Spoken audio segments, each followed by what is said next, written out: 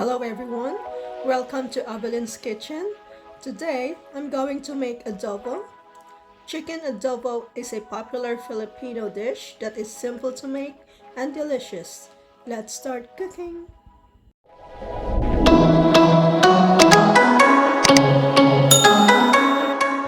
Okay, so here are my ingredients. 1 kilograms of chicken, 1/2 cup of soy sauce, 1/2 cup of vinegar, 1 tablespoon of ground pepper, 1 tablespoon of oyster sauce, 1 tablespoon of sesame oil, cooking oil for frying later,